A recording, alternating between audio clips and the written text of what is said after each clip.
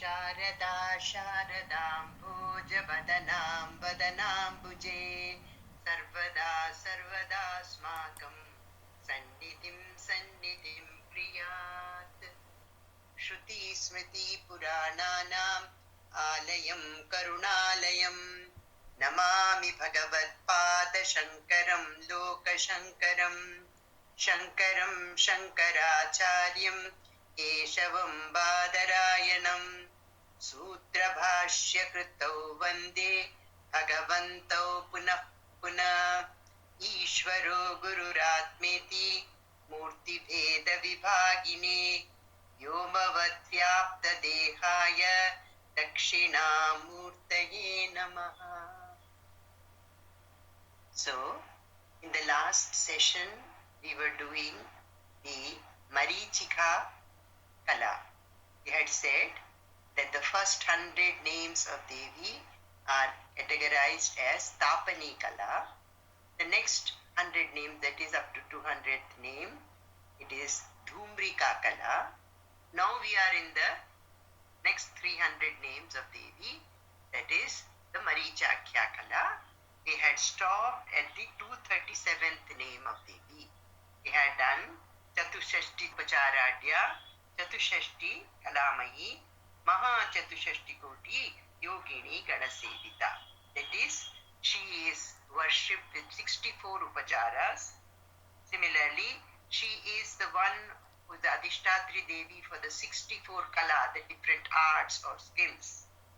And that she is served by the 64 crore yoginis. With that, we come to the 238th name of Devi, Manuvidya. You see, we have to understand that there are 12 varieties of Devi's worship, that is, the Sri Vidya Upasana are of 12 varieties. These 12 varieties have come up because of the 12 Upasakas who had worshipped Sri Vidya in different ways. The first was the Manu.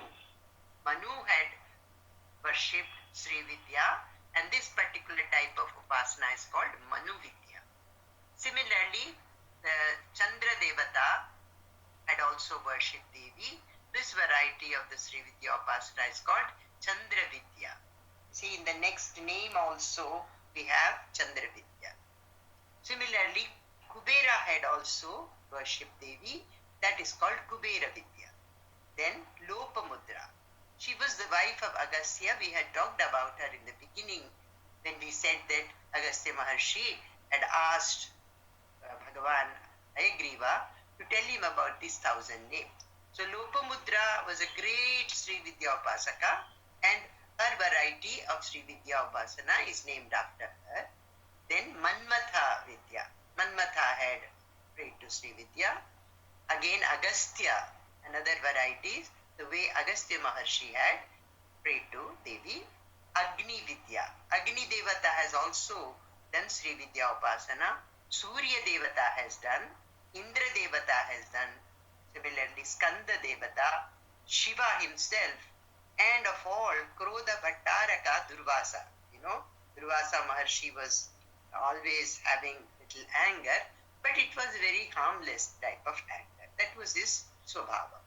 So these are the 12 varieties of Sri Vidya, and in this name, Manu Vidya, and then next comes Chandra Vidya, all these different varieties of Sri Vidya are to be kept in mind. The next name of Devi here is Chandra Vidya. You see, it consists of the red matrikas when the full moon is there on the Chandra Mandala in the Sahasrara. You know, we have talked about Kundalini Yoga. On the head is the Sahasrara, where there is a Chandra Mandala, because next name also of Devi is coming with that. So in the Chandra Vidya, they do Upasana on the matrikas, the red matrikas who are located in the Sahasrara, the full moon. Then 240th name is Chandra Mandala Madhyaga. Again, I had mentioned that this Chandra Mandala refers to the top or the apex of the Sahasrara. And in Kundalini Yoga, one pierces through in the final stage, pierces through the Chandra Mandala. And some people worship Devi, the Sri Vidya Upasana, on this particular point, the Chandra Mandala.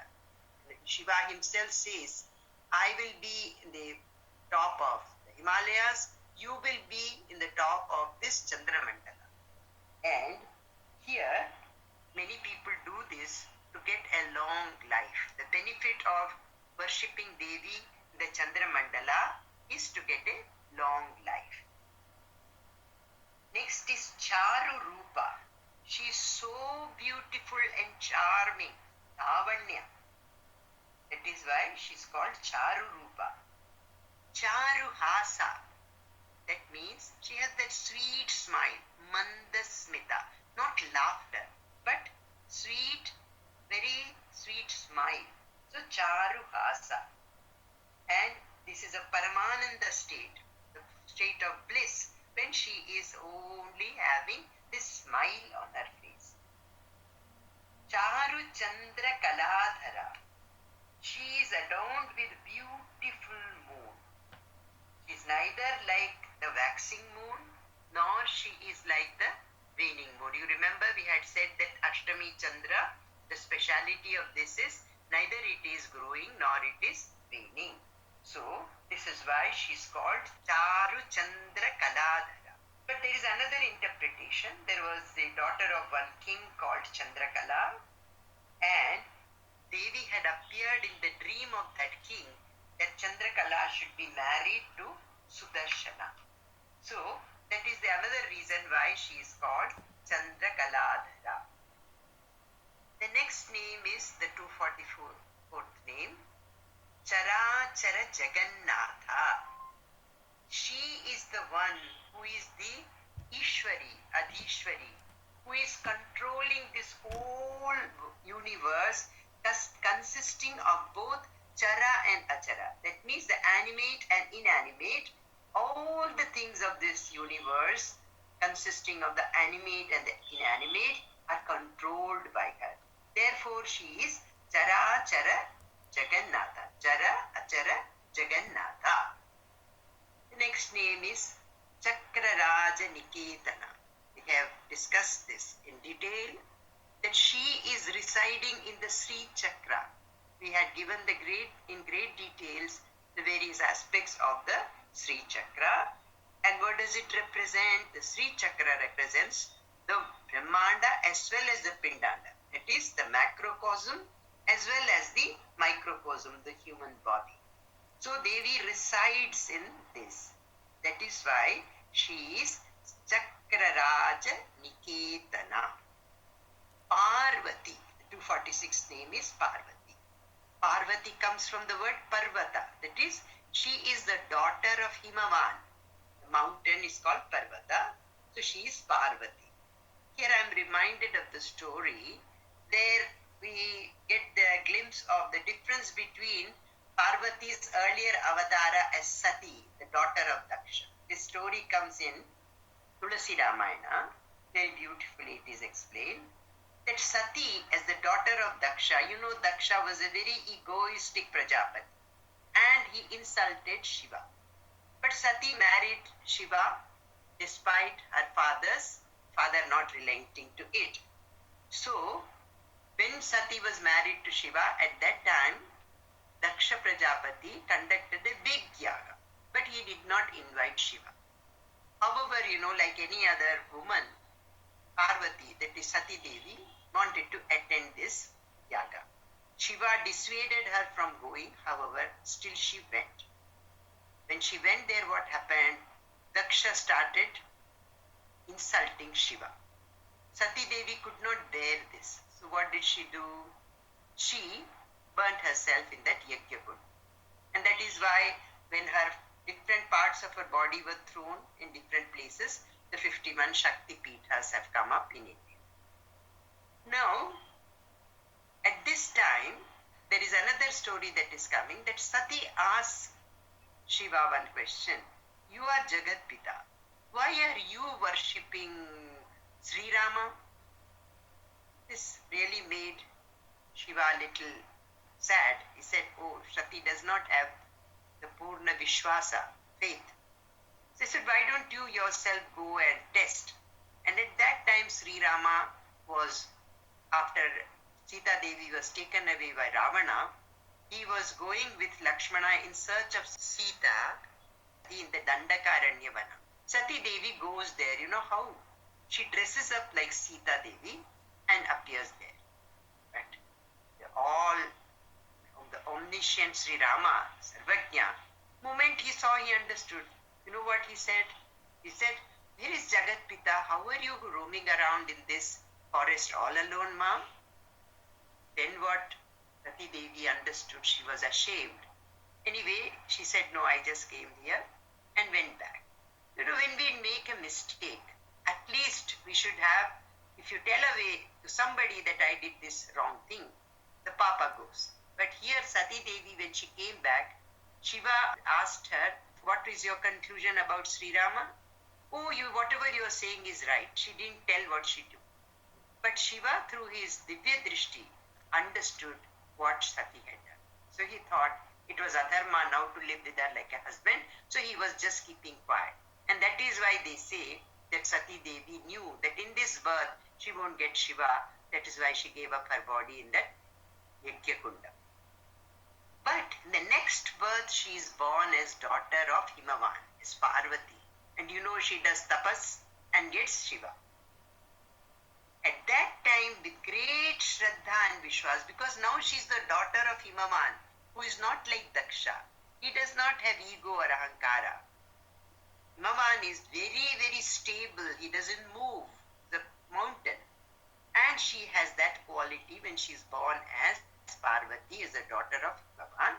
And now when she asks Shiva to tell her the story of Sri Rama, then Shiva knows now she has Shraddha and Vishwasa, and therefore he tells her the story of Sri Rama. Why I am telling you this is, we should contrast this name Parvati with that of Sati. Parvati was full of Shraddha and Vishwasa, is the daughter of Himavan. Then the next name is Padmanayana. She has eyes like the lotus. Earlier in the very beginning we had studied that Devi's eyes are like the fish. And what was the quality?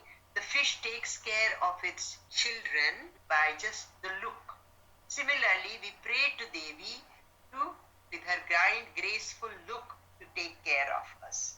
But here it is compared to the lotus. Again, lotus is a very sacred flower. Why? Because it is growing in marsh, but it's not at all defiled by that marshiness. And similarly, its leaves are such that if water is poured on it, the water will not stick to it. Padma Patra Ivam Vasa in Bhagavad Gita it said. So therefore she is Padmanayana. She has eyes like that of the lotus. Padma Raga Samaprabha. Padma Raga refers to ruby. You see, just as the ruby radiates its brightness, her eyes are radiating the brightness and they are shining like the ruby, Padmaraga. Padmaraga Samaprabha. Then there are two names of Devi which are telling about the Panchapreta Asana. She is on the sea, she is seated on Panchapreta. So who are these Panchapreta? They are the five, let us say, Brahma, Vishnu, Rudra, Ishvara and Sadashiva. In fact, they have five functions. You see, Brahmaji is known to do Srishti. And Vishnu, Sthiti, that is preservation. And similarly, we know that Rudra is for Samhara, or that is the dissolution of the universe. And Ishvara is the one who, during the dissolution takes everything inside. And again through the anugraha of Sadashiva, the whole Srishti comes back. But here, if Brahma, Vishnu, Rudra, Shiva and Ishvara are without Devi, without Shakti, they are like Preta. Preta means shava or the dead body. So they are functionless. They cannot perform their function. Therefore they are called panchapreta.